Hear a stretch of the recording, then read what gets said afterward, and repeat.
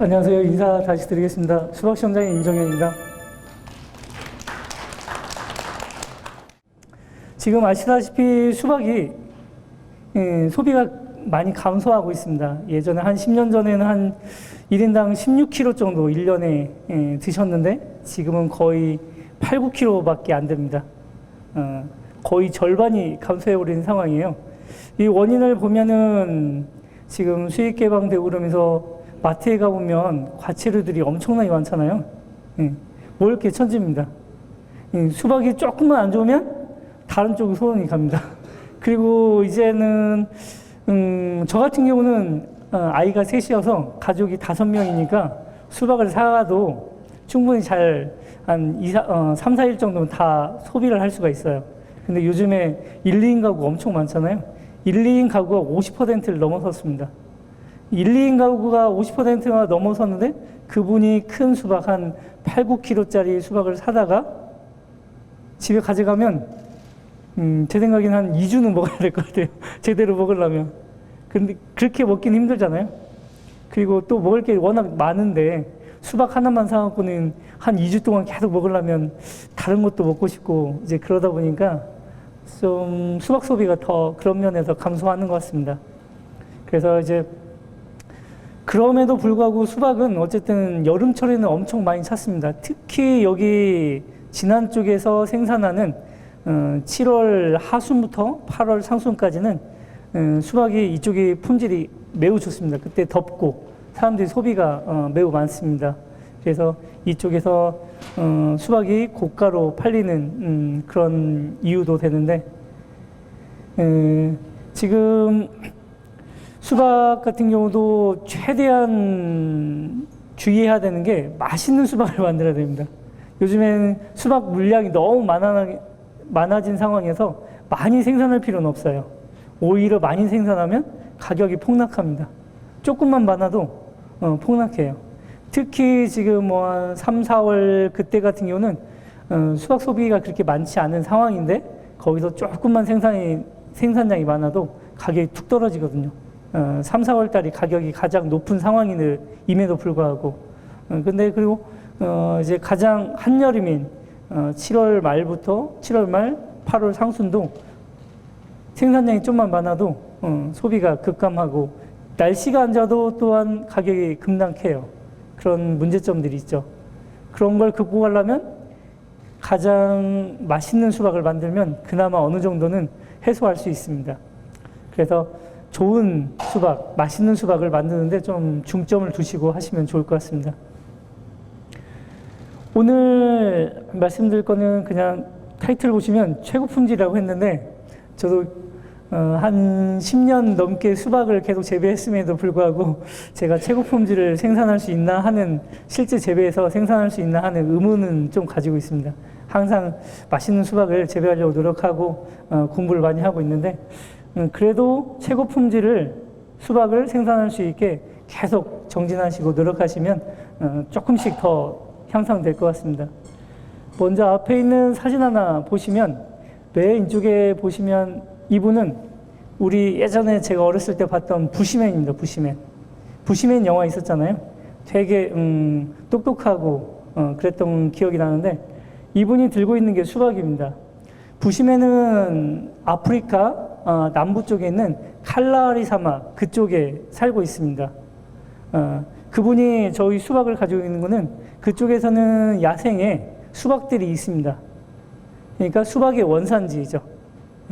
그쪽에서 이집트를 거쳐서 아시아를 거쳐서 우리나라까지 온 게 수박입니다. 우리나라에 원래 있었던 게 아니라. 그래서 이분이 이제 가지고 있는 수박이 이집트를 거쳐서 우리 심사임당 5만 원짜리에 있는 그 심사임당이 그린 그림이 조선 시대 때 좀 어느 정도 있었고 우리나라에 수박이 들어온 거는 고려 말에 들어왔습니다. 꽤 오래됐죠.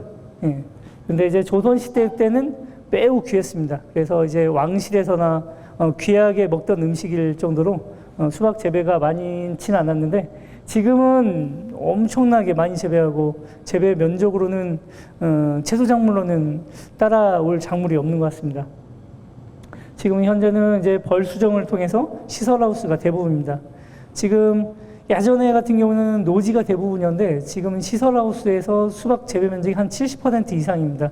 노지는 한 30% 정도. 예, 지난 우리 전라북도에서는 고창하고 그 다음에 부안, 그 다음에 여기 진안, 그리고 남원에서 조금 그렇게 그 외에는 대부분 다 시설 하우스에서 하고 있습니다. 그래서 이제 맛있는 수박을 생산하는데 이렇게 수박의 특성, 역사를 말씀드린 거는 수박의 특성을 알으셔야 맛있는 수박을 만들 수가 있거든요. 그래서 얘가 원래 원산지가 어디냐면 아프리카. 거기는 일조가 엄청 좋습니다. 그렇게 빛을 좋아하는 수박이 되는 거죠. 파프리카에 비해서 수박 같은 경우는 광량을 한 12만 룩스 정도 좋아한다면 파프리카는 한 6만 밖에 안 됩니다. 한 절반밖에 안 되는 거죠. 그렇게 광량을 좋아합니다. 근데 우리가 요즘에는 지금도 저희 시험장에서도 1월 7일 날 수박을 정식했거든요. 그러니까 비닐하우스 3중 하우스에다가 그 안에다가 또 소형 터널에서 2중을 해놨습니다. 총 5겹을 해놓은 거죠. 빛이 투갈라면 엄청 적겠죠. 지금 이 시기는 광량이 한 5만 룩스도 안 되는 상황인데 거기를 다 통과해서 가려면 1만 룩스도 안 되는 거죠. 빛을 이렇게 좋아하는데 이렇게 많이 빛을 억제하다 보니까 품질이 그렇게 좋지 않습니다. 그런데 여기 진안 지역 같은 경우는 햇볕량이 가장 좋을 때 하고 그러다 보니까 또한 이제 온도가 너무 높으면 또 이제 품질이 떨어지는데 이쪽은 중고랭지여서 온도도 적당하고 그래서 좋은 품질의 수박이 생산되는 것 같습니다. 이런 좋은 기후 조건을 가지고 있기 때문에 조금만 신경 쓰시면 좋은 품질의 수박을 생산할 수 있을 것 같습니다. 일단 수박을 재배하시는 거는 어쨌든 돈을 벌려고 하시는 거잖아요. 먹고 살아야 되니까. 그래서 뭐 국민 건강을 위해서, 국민의 식생활을 위해서 뭐 그런 부가적인 효과도 있겠지만 가장 중요한 거는 돈을 벌어야 됩니다. 그러기 위해서는 아까도 말씀드린 것처럼 좋은 수박, 맛있는 수박을 만드시는 게 첫 번째고, 그리고 좋은 때를 맞춰야 됩니다. 이 진안 지역에서 좋은 때는 이 진안 환경 조건에 맞는 때를 하셔야 됩니다. 그리고 착한 소득 만들어야 되는 거는 우리가 농자재 가격 갈수록 증가하잖아요. 뭐 살려면 작년보다 더 많이 오른 자재들이 되게 많아요. 근데 수박 가격은 작년이나 올해나 전년도나 거의 비슷하잖아요. 그렇기 때문에 좀 자재를 구입하실 때 얘 품질이 이걸 써서 내가 돈을 조금 더 벌 수 있는지, 그렇지 않고 돈을 벌지 못한다면 새로운 걸 쓸 때, 더 비싼 걸 쓸 때 좀 고민을 해보셔야 하는 거죠. 특히 뭐 이제 비료나 그런 거 쓰실 때 고가여서, 수입 비료여서 내가 돈을 더 벌 수 있는지 그걸 고민해 보시면 좋을 것 같습니다. 그리고 좋은 조직력. 여기 진안 지역은 충분히 이제 좋은 조직력을 갖고 있는 것 같습니다. 입소문도 잘 나 있는 상태고요. 진안하면 고랭지 수박으로 해서 유명하고, 또한 다른 여기 고창이나 그런 쪽에 보면 거의 2배 정도 받습니다. 그 정도로 양구 수박보다는 좀 덜 받지만 고창에 비하면 매우 고가에 팔리는 그렇게 입소문이 잘 나 있는 수박입니다. 일단 좋은 수박이라면 과 크기도 그렇지만 일단 당도가 중요합니다.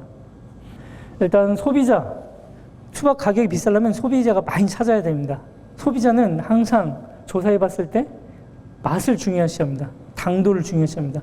다른 거 형태, 요즘에는 뭐 모양이 이뻐야 되고, 또한 흠집이 없어야 되고, 착색이 잘 돼 있어야 되고, 뭐 이제 그런 거 다 따지긴 따져요. 그렇지만 가장 기본적인 건 우선은 맛이 있어야 합니다. 맛 이쪽에 포커스를 꼭 맞춰주시면 좋을 것 같습니다. 그리고 이제 착한 소득 올리기 위해서는 이제 우리 수박 같은 경우는 소득률이 한 50% 정도 됩니다. 이건 시설하우스인데 노지는 그보다 좀 더 높습니다. 그렇기 때문에 괜찮은 편이에요. 우리 음식하고 그러면 마진율이 한 10% 정도밖에 안 된다고 하잖아요. 근데 수박 같은 경우 하면 50%입니다. 엄청 마진율이 높은 거죠. 수박이라고 불렸던 특징을 살펴보면 맨 처음에 이제 아까 말씀드린 것처럼 이집트를 거쳐서 아시아를 거쳐서 이제 청나라를 거쳐서 우리나라 왔을 때, 우리나라는 그때 이제 참외가 있었던 거죠. 참외가 있었는데 새로운 애가 왔는데 보니까 되게 물이 많은 겁니다. 먹으면 물이 많이 뚝뚝 떨어지다 보니까 이게 물이 많은 박이라 해서 수박 해다가 이제는 수박이라고 되어 있습니다. 한자라면 수과입니다. 물참외, 물이 많은 참외입니다. 네. 특징이 물이 많다는 거죠. 그리고 이집트에서 서양으로 왔을 때 그때도 그쪽에 멜론이 있었는데 보니까 물이 되게 많은 거예요. 그래서 물 멜론, 워터멜론입니다. 다 보시면 다 물이 많다는 거예요. 그러니까 우리가 수박은 물을 그 동그란 박 안에 얼마나 잘 저장해 놓느냐, 그게 포인트인 거죠. 그래서 실제적으로 성분을 조사해 보면 한 95% 정도가 물입니다. 수박의 이제 생육 특성들 살펴보면 생육 저고는 25도에서 30도입니다. 그리고 생육 최저 온도는 10도씨. 이 부분은 나중에 정식기 때 그때 좀 얘기를 드리겠습니다. 그리고 수정 저고는 25도 30도. 이쪽 진환증은 적당하죠. 시설하우스 들어간 농가들 같은 경우는 이 수정기 온도가 매우 중요합니다. 워낙 일찍 심다 보니까 이 온도를 맞춰주기 어렵습니다. 근데 이제 이쪽 진환 지역 같은 경우는 자연적으로 맞기 때문에 수정에 있어서는 너무 영양 생장력이 세지 않는 이상은 문제는 없는 거잖아요. 그리고 이제 토양 산도는 5.5에서 6.5 정도. 그리고 항상 어느 정도 높은 온도. 그리고 광포화점의 8만 룩스, 광포화점은 4천 룩스를 광을 매우 좋아한다는 거죠. 그런 특징을 가지고 있습니다. 그리고 연작하면 좀 생리장애들이 나타나니까 윤작을 해주시면 좋습니다. 재배력을 말씀드리면 익산 쪽 거 예를 한번 들어보겠습니다. 익산 거 같은 경우는 12월 25일부터 지금 정식되어 있습니다. 12월 25일부터 정식해서 가장 일찍 수확하는 게 4월 중순입니다. 그래서 쭉 심었다가 지금 이쪽에 4월 15일 정도에 이걸 수확하고 나서 다시 이기작을 심습니다. 4월 15일 정도에서 일반 수박 이기작을 심거나 아니면 건너뛰어서 이때 씨 없는 수박을 이기작으로 심습니다. 예전 같은 경우는 씨 없는 수박이 많이 나오지 않았을 때는 그냥 일반 수박을 심었는데 지금은 현재는 일기작 12월 말이나 1월 달에 심었다가 4월 중순에 씨 없는 수박을 대부분 심습니다. 그래서 익산 쪽에는 거의 한 150헥타르 정도가 이기작으로는 씨 없는 수박들이 들어갑니다. 이 씨 없는 수박들이 나중에 보면 좀 늦게 심은 씨 없는 수박들이 이 진한 지역하고 약간씩 겹칩니다. 그렇지만 씨 없는 수박하고 일반 수박 맛을 비교해 보면 씨 없는 수박보다는 일반 수박이 좀 맛있습니다. 그래서 더 비싸게 팔리는 거죠. 그래서 익산 쪽하고는 이 부분이 약간 겹칩니다. 그때 대부분 근데 이제 씨 없는 수박이니까 좀 구별성은 가지고 있습니다. 그래서 재배력들 보면 이때 정식해서 나중에 수확하는데 그 병들 발생하고 지금 익산 쪽도 이제 고창 쪽도 그리고 정읍, 진안 쪽까지 다 재배력이 만들어져 있거든요. 그런 거 좀 센터에서 배부하고 있으니까 참조하시면 좋을 것 같습니다. 그리고 씨 없는 수박 4월 중순에서 7월 말에 수확을 하고 그리고 고창 쪽 같은 경우는 2월 중순에 정식합니다. 익산은 1월 달, 고창 정읍 쪽 같은 경우는 2월 중순부터 합니다. 그래서 이쪽 같은 경우에도 이제 보면은 일기자 끝나고 이제 4차 정식할 때 이때 노지 수박들이 같이 들어갑니다. 이때는 고창 지역 같은 경우는 이쪽하고 잘 겹치지가 않습니다. 왜 그러냐면 그쪽은 평야지잖아요. 아무리 7월 하순에 가격이 좀 좋으니까 수확하고 싶어도 기온이 너무 높아서 일찍 수확할 수밖에 없어요. 그래서 7월 10일, 20일 사이에 다 수확을 합니다. 그러니까 이쪽 진안 지역하고는 겹치진 않습니다. 그런데 이제 좀 요즘에 씨 없는 수박들이 들어가고 있어요. 이런 부분이 약간은 좀 늦게 심은 게 겹치는 경향은 있습니다. 그래서 요즘에 대부분 시설하우스에서는 이기작을 하면 대부분 씨 없는 수박들이 많이 들어갑니다. 예, 피수박이 발생하거나 이제 그런 문제점들을 해결하기 위해서 씨 없는 수박들이 들어가고 있습니다. 그래서 이건 재배력들이고요. 이건 진안 재배력입니다. 눈에 띄실 것 같은데, 익숙하실 것 같은데, 여기 진안 지역 같은 경우는 5월 상순에 정식해서 이제 7월 말부터 8월 상순에 수확하는 형태로 되어 있습니다. 이런 병해충들이 있으니까 이런 부분 관리하시는 거는 익히 많이 들으셨을 것 같고, 이제 연면 시비하거나 그리고 여러 가지 기상체에 주의하는 것들 적혀 있습니다. 이런 부분들 참조하시면 그래도 어느 정도 윤곽이 드러나니까 좀 관리하시기가 괜찮을 것 같습니다. 이제 수박 거래량과 가격을 한번 살펴보면 8월 달에 가격이 살짝 뜁니다. 6월 달 되면 이제 뚝뚝 떨어져갖고는 6월 하순에 상당히 가격이 바닥을 칩니다. 그러다가 한여름 되면서 이때는 수박이 품질이 그게 좀 떨어집니다. 일반 수박이 너무 더우니까. 그래서 조금 지나면서 이제 7월 하순부터 가격이 상승해서 8월 달, 8월 상순에 거의 피크를 대부분 이룹니다. 그래서 이쪽 지역이 복받은 게 가격이 좋은 때 출하하시는 거예요. 그리고 기후 특성상 그것도 맞고. 그래서 굳이 무리해서 너무 일찍 심으려고 하시면 오히려 가격이 저렴한 때 출하를 하실 수가 있어요. 그럼 돈이 안 되는 거죠. 그래서 좀 다른 농가가 심으니까 나도 같이 심어야 될 것 같고 다른 농가보다 조금 빨리 심으면 뭔가 좋을 것 같다고 생각하셔서는 경쟁적으로 좀 일찍 심으실 수도 있는데 그렇게 되면 오히려 비싼 가격에 때를 놓칠 수가 있다는 겁니다. 수박 물량도 마찬가지로 이때 물량이 가장 많습니다. 이렇게 물량이 많은 때면 수박이 흔해 빠졌으니까 가격이 떨어지는 거죠. 그러니까 물량이 이제 좀 줄어드는 시기에 그럴 때 수확하시면 좀 더 고가에 판매를 할 수가 있습니다. 어쨌든 좋은 수박을 만들려면 땅 관리를 잘 해야 됩니다. 이제 이게 시설하우스에는 그게 매우 중요하죠. 계속 연작을 하고 비도 맞지 않고 그렇기 때문에 이제 땅 관리가 중요하지만 노지도 마찬가지입니다. 노지도 이제 여기 같은 경우는 노지니까 비도 맞고 그래서 좀 연작장애도 덜 일어나겠다 싶어서 너무 믿고 지력 향상 쪽에 너무 좀 소홀하면 땅심이 약하니까 수박이 맛있는 수박을 만들 수가 없는 거죠. 그래서 기본적으로 내가 이쪽 지역에서도 뭐 녹비 작물을 더 재배하고 있다고는 들었습니다. 그런데 이제 그렇지 않는 농가들이 대부분이더라고요. 그래서 이제 수박을 재배하고 나면 녹비 작물도 재배해서 좀 더 지력을 향상시키고 또한 볏짚 같은 경우 투입해서 지력을 높여주면 좀 더 좋은 수박을 만들 수 있고 또한 가뭄이 들었을 때도 그만큼 견딘성이 훨씬 큽니다. 특히 여기서 많이 얘기하는 게 유기물입니다. 이 녹비 작물도 유기물이고 볏짚도 유기물입니다. 이 유기물이 들어가면 가장 중요한 거는 토양 개량 효과입니다. 토양이 입단 구조화를 이뤄서 얘네들이 숨 쉴 수 있는 공간이 되고 뿌리가 내릴 수 있는 공간이 많이 만들어지죠. 그러면 뿌리가 튼튼해야 식물체 지상부도 튼튼해지는 거죠. 뭐 다양하게 뭐 이제 유기물 들어가면 완충 능력도 향상되고 미생물 활동도 촉진되고 양분 공급 이런 여러 가지 효과는 있지만 가장 중요한 건 토양 개량 효과입니다.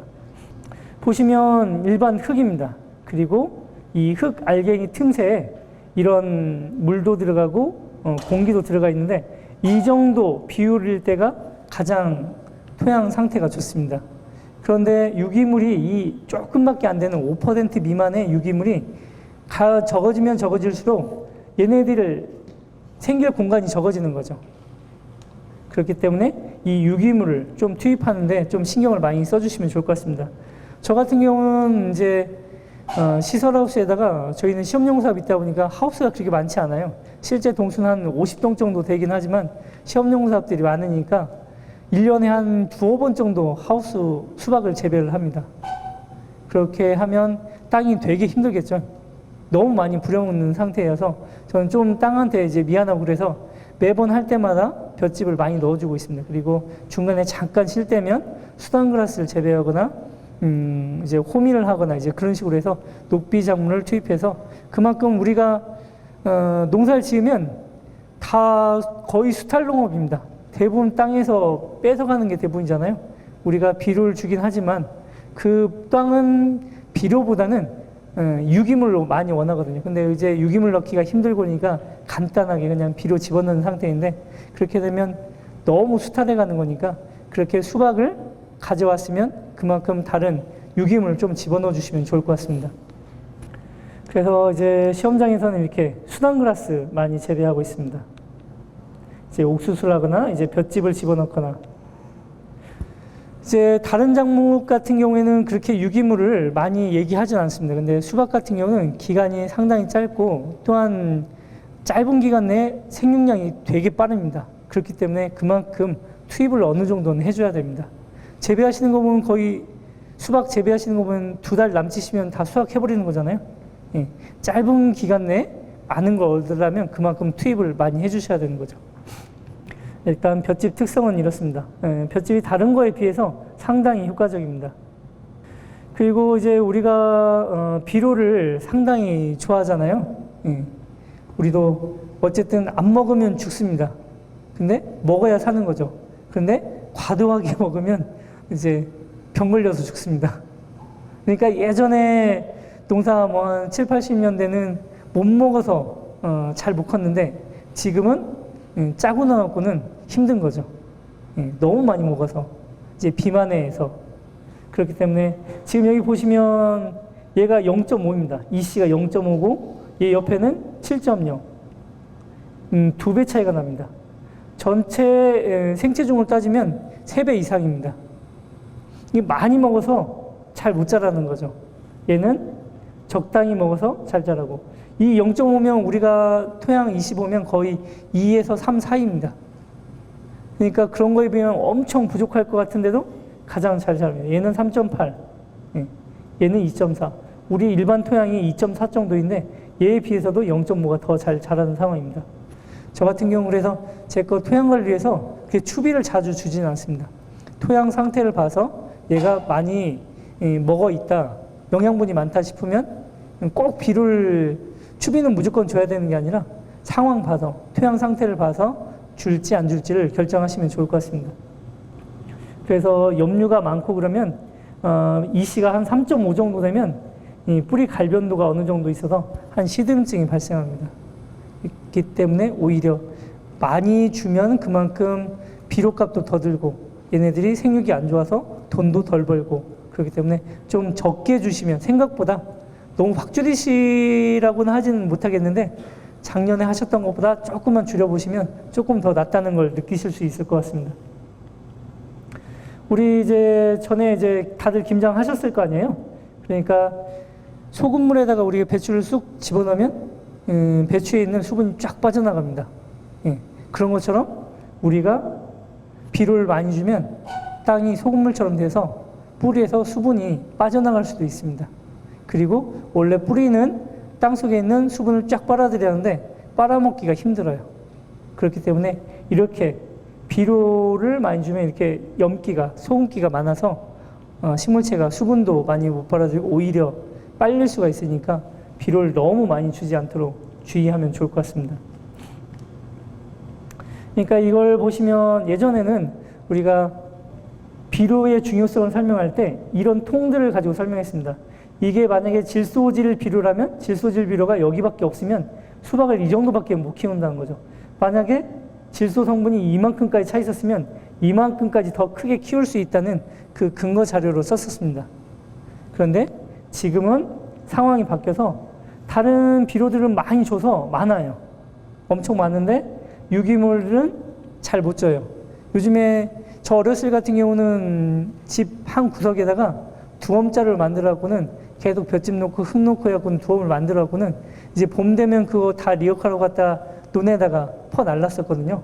그렇게 해서 다 거름을 만들어서 많이 줬잖아요. 근데 지금은 그러진 않잖아요. 비료만 많이 주잖아요. 그러다 보니까 유기물이 부족합니다. 그래서 유기물이 부족한 경우에 수박이 덜 클 수가 있고 또한 품질도 이 정도밖에 안 됩니다. 그래서 유기물에 좀 신경을 많이 쓰셔야 되고, 그리고 이제 많이 들어갔던 비료 성분들 있잖아요. 얘네들이 많이 들어갔어도 특별히 해작용이 없으면 괜찮은데 그렇지 않습니다. 얘네들이 많이 들어갔으면 그만큼 부작용이 따릅니다.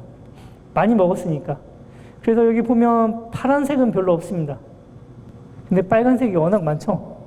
이 성분들이 서로 안 좋은 작용들은 상당히 많은데 좋은 작용들은 적어요. 그러니까 어떤 성분이 많으면 다른 애는 흡수가 잘 안 되는 거죠. 그렇기 때문에 가리 같은 경우는 이제 많으면 다른 애들 붕소질소, 뭐 이제 아연, 붕소질소하고 마그네슘 얘네들이 흡수가 잘 안 되는 겁니다. 그렇기 때문에 많이 줘갖고는 뭐 부족한 것보단 낫겠다 생각할 수도 있는데 오히려 부족한 게 나을 수도 있다는 겁니다. 많으면 오히려 다른 애들이 많아도 흡수가 잘 안 되니까 더 안 좋을 수가 있는 거죠.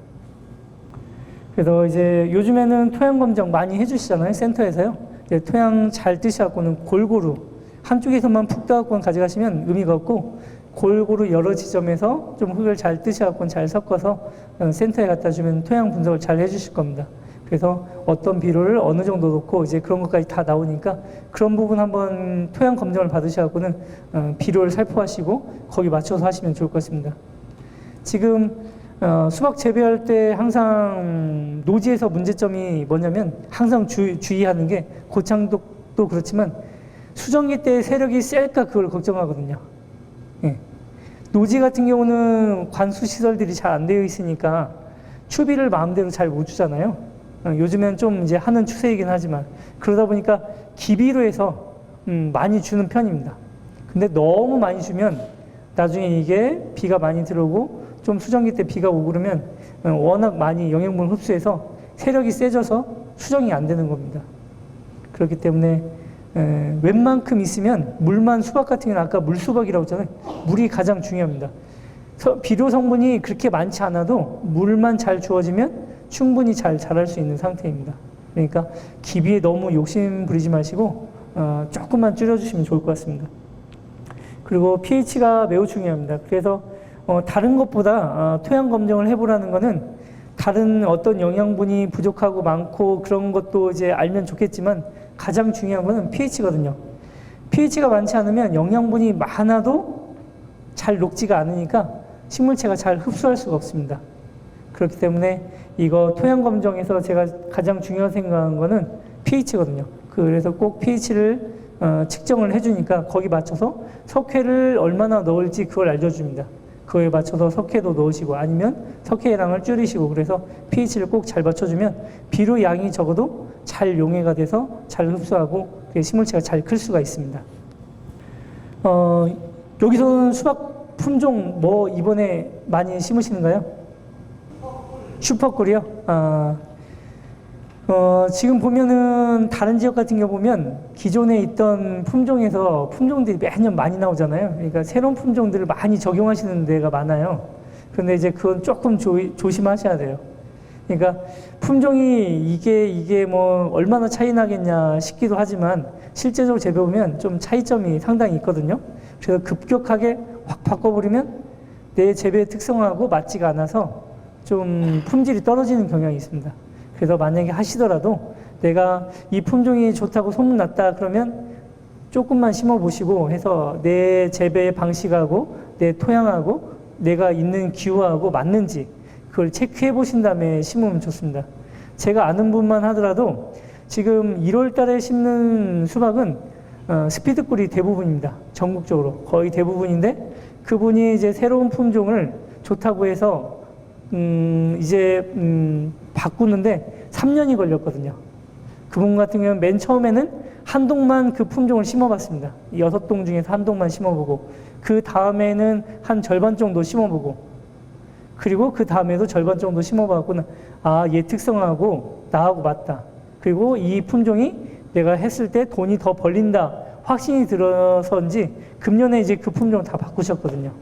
그런 것처럼 품종을 바꾸실 때는 좀 내가 스스로 검증을 해보고, 다른 사람이 좋다고 해서 들어오는 게 아니라 내가 직접 검증을 해보고 들어오면 좋습니다.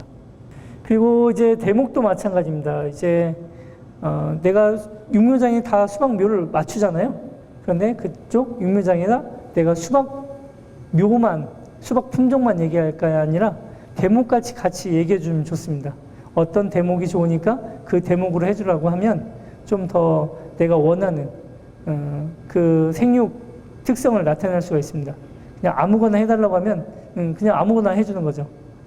그러니까 대목 부분에도 신경 쓰셔갖고는 내가 어떤 게 좋다, 우리 지역에 어떤 게 좋다, 그걸 좀 설정해갖고는 육묘장에 얘기해 주시면 좋을 것 같습니다. 수박묘 같은 경우는 가장 중요합니다. 수박묘가 나쁘면 한 해 내내 고생합니다. 수확할 때까지. 수박묘가 중요한데, 건전한 묘를 이제 선택하는 게 중요하고, 일단 육묘장도 잘 선택을 해야 됩니다. 어떤 육묘장 같은 경우는 병해충 관리가 잘 안 되고, 또한 생육이 안 좋고, 육묘장마다 기술력의 차이는 매우 큽니다. 그래서 육묘장 실제 내가 묘 맡기고 육묘장 자주 가보시는가요? 육묘장이 매우 중요합니다. 묘가 안 좋으면 활착도 잘 안 되고 계속 고생하죠. 활착 한번 안 되면 계속 늦어져 갖고는 수정도 더 늦게 되고 그런 부분들이 있기 때문에 묘를 항상 잘 살펴봐야 되고, 묘를 보면은 맨 처음에 원근이 있습니다. 이쪽에 원근, 그 다음에 측근들, 그리고 부정근들인데 얘네들이 잘 발달되어 있어야 되죠. 그리고 기본적으로 병이 없어야 되고 우짜라지 않아야 되고, 예. 그리고 내가 묘를 맞출 때는 내가 정식을 한다고 하면 내가 며칠 날 정식할 거니까 그때 묘를 맞춰달라고 얘기를 하거든요. 미리 알아서 해달라고 하는데 내가 그 원하는 날짜에 그냥 그대로 심을 수 있게 묘가 오진 않습니다. 그게 좀 유동적이에요. 그러니까 내가 정식을 5월 5일 날 심어야겠다고 딱 해서 그 묘를 그냥 정확히 가져올 게 아니라 묘 상태를 봐서 좀 일찍 심을지 더 늦게 심을지 그걸 결정하는 게 좋죠. 실제로 이제 육묘장에서 하는 걸 하나, 묘 키우는 걸 하나 보여주겠습니다. 이거는 이제 작년도 1월 달에 1월 15일 날 육묘장에서 묘를 파종을 해서 키우는 겁니다. 이때 보면 야간 온도가 16도, 15도 그 정도까지 낮아집니다. 그리고 이제 해가 뜨니까 온도가 올라가서 30도 그 정도까지 올라가죠. 그래서 이 육묘장 보면 거의 최저 기온, 야간 최저 기온이 한 15도, 낮 최고 기온은 한 30도 그 정도로 해서 적합한 온도를, 25도에 30도가 적합하다고 했잖아요. 적합하게 온도 관리가 되어 있고 15도씨 이하로는 떨어지진 않습니다. 거의 보면 이렇게. 이거는 이제 파종한 지 한 3일 정도 지나니까 싹이 올라오잖아요. 지금 여기 보면 오후 이제 저녁 때입니다. 밤에도 이제 쭉쭉쭉 올라오죠.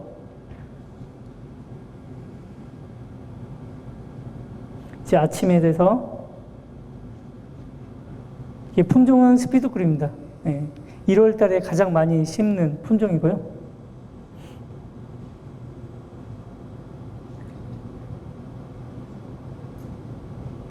파종한 지 한 20일 정도, 한 5일 정도 지난 애입니다.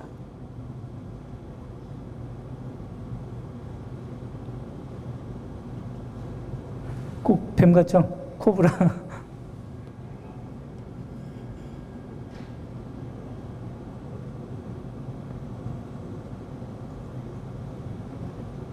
여기서 좀 눈여겨서 보실 게 뭐냐면 지금 한밤중입니다. 한밤중이었는데 한밤중에도 얘네들이 계속 움직이죠. 낮에만 움직이진 않습니다. 밤에도 자라고 있고 낮에도 자라지만 밤에도 자라고 있거든요. 이 캄캄한 밤중에도 끊임없이 얘네들이 움직입니다. 낮에는 이제 햇볕 받으려고 이제 떡잎이 벌어지고 이제 밤 되면 다시 이제 햇볕 받을 일이 없으니까 다시 오므라들고 이걸 계속 반복합니다.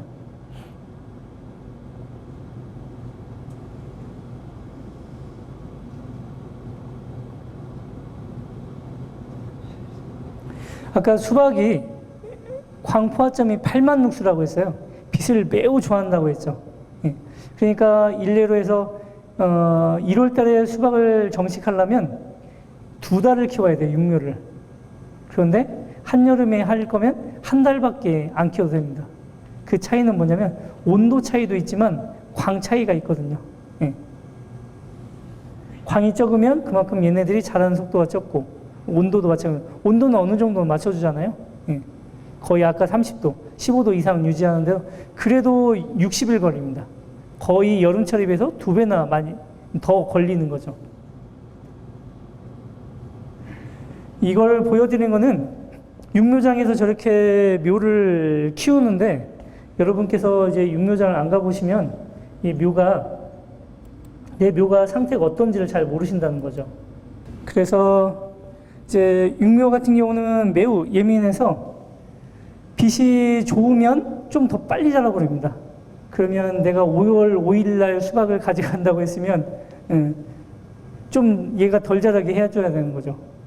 그리고 만약에 날씨가 안 좋았으면 천천히 자라니까 좀 더 약간 늦게 심는 게 더 나을 수도 있다는 거죠. 그러니까 내가 심은 날짜는 내 상황에 맞추는 게 아니라 묘 상태를 살펴봐서 묘 상태에 맞춰서 정식 날짜를 정하는 게 좋습니다. 그런다고 너무 앞당길 수는 없잖아요. 너무 일찍 심으면 좋은 피해를 입기 때문에 너무 앞당길 수는 없지만, 그래도 내가 너무 늦게 심으면 얘네들이 묘 상태가 안 좋아질 수가 있어요. 그렇기 때문에 좀 육묘장도 한번 가보셔서는 내 묘 상태가 어떤지, 그리고 언제쯤 정식할 수 있는지 그걸 체크해 보시면 좋습니다.